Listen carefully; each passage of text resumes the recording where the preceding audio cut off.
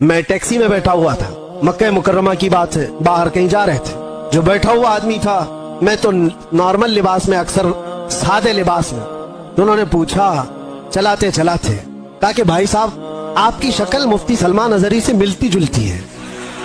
میں نے کہا کون ہے وہ؟ انہوں نے کہا نہیں جانتے ہو آپ کہاں سے ہو؟ ہندوستان سے ہو؟ نہیں جانتے ہو آپ؟ میں نے کہا نہیں، بتاؤ تو کون ہے؟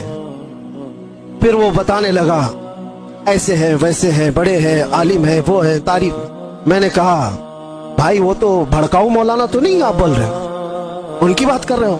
وہ غصے میں آ گیا، تل ملایا، کہا توبہ کرو نہیں تو ٹیکسی سے اتر جاؤ۔ میں نے کہا بات کیا ہے؟ کہا کہ کیوں ایک عالم کی تم توہین کرتے ہو، آپ کیوں ایسا بولتے ہو ان کو؟ میں نے کہا وہی نا جو جیل گئے تھے ابھی۔ انہوں نے کہا ہاں گئے تو تھے۔ تو کہا پھر اسی لیے میں ڈرتا ہوں ایسے مولانا لوگوں سے۔ میں نے کہا میں ڈرتا ہوں ایسے لوگوں۔ تو بیچارہ ٹیکسی سائیڈ میں لگا دیا اور کہا تم اتر جاؤ بھائی، میں ایسے آدمی کو نہیں بٹھاتا، میں نہیں بٹھاتا، آپ ادھر جاؤ، آپ توہین کرتے ہو علماء کی۔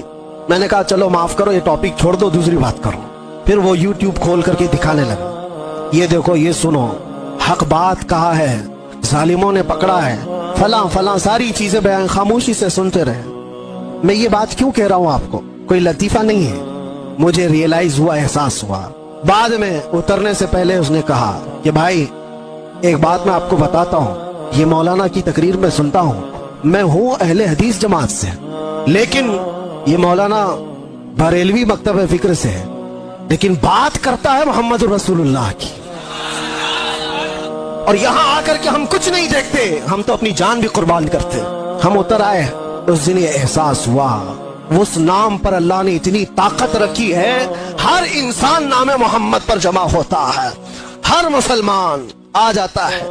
عزیزان گرامی وقار، وہ ایک نقطہ ایسا ہے ناموس رسالت کا، جہاں پر لوگوں کے جذبات ہیں، لوگوں کی عقیدتیں ہیں۔